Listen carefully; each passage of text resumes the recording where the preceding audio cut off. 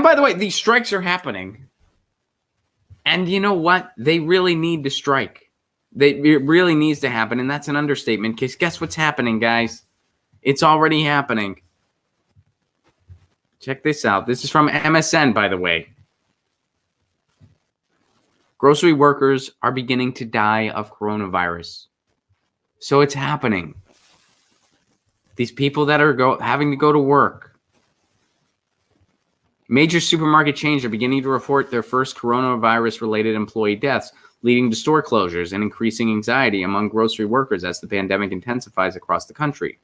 Trader Joe's worker in Scarsdale, New York, a greeter at a Giant store in Largo, Maryland, and 2 Walmart employees. Of course, Walmart, one of the worst companies in the frickin' world, from the same Chicago area store have died of coronavirus. The companies confirmed this on Monday. Though more than 40 states have ordered non-essential businesses to close and told residents to stay home to stem the spread of the virus, supermarkets are among the retailers that remain open. Thousands of grocery employees have continued to report to work as U.S. infections and death rates continue to climb, with many reporting long shifts and extra workloads to keep up with spiking demand. Many workers say they don't have enough protective gear to deal with hundreds of customers a day. Dozens of grocery workers have tested positive for the coronavirus in recent weeks. And I get it. I get it that we do have to have some essential services. I understand that. We can't just not have grocery stores available, period. And I don't think that's what anyone's calling for, because, no one can survive without food. That's kind of impossible. But what we should have is a better system in place so that people can get food as safely as possible, and the workers that are essential to make sure this food happens also have the safest environment possible.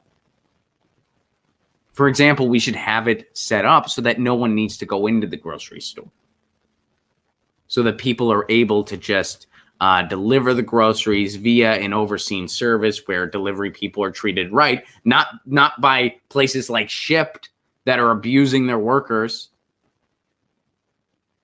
We should have systems in place, but we don't. We don't have any systems in place to make sure people can safely get food.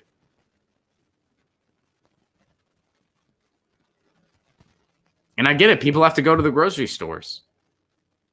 It's not like you can just not have food in your house. And it's a shame that there's not a system in place for the safety of everyone involved, especially the workers who have to be around hundreds of customers all day.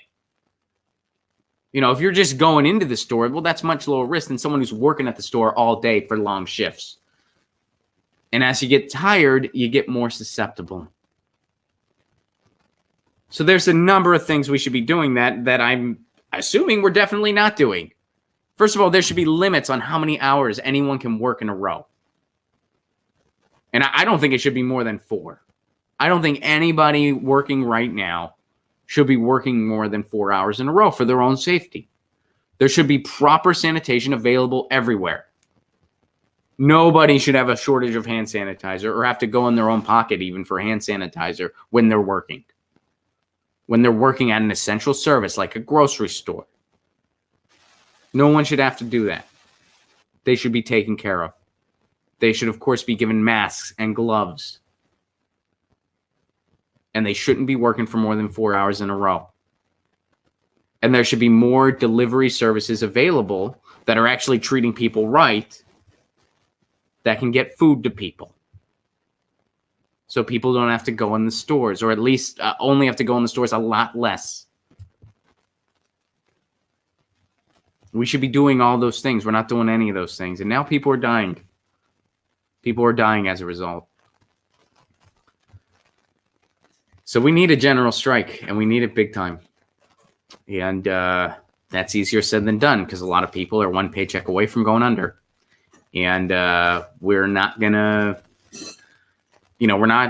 people are pushing for a rent suspension. But the government's certainly not going to let anything like that happen. They're going to fight that tooth and nail. They already have been. There's an eviction moratorium for a little bit. It only applies to some people. For some people, you can't evict them. Not everyone, but some people, you can't evict them. Other countries, they have suspensions on all these things. They have mortgage freezes. They have rent freezes. They have suspensions on payments. They have salaried guarantees. They have an emergency universal basic income. Other countries are doing all these things. England, Canada, list goes on and on. Who's not doing it? The United States. The United States ain't doing anything. Some of us might get a one-time payment of $1,200. The United States response has been that of third world countries. And people are dying. Wow. Get your news on with Ron. Don't you want to know what's going on? We're getting our news on today. Get your news on with Ron. Don't you want to know what's going on? We're getting our news on today. You can tweet me an article at Ron Placone. We'll go through it together and make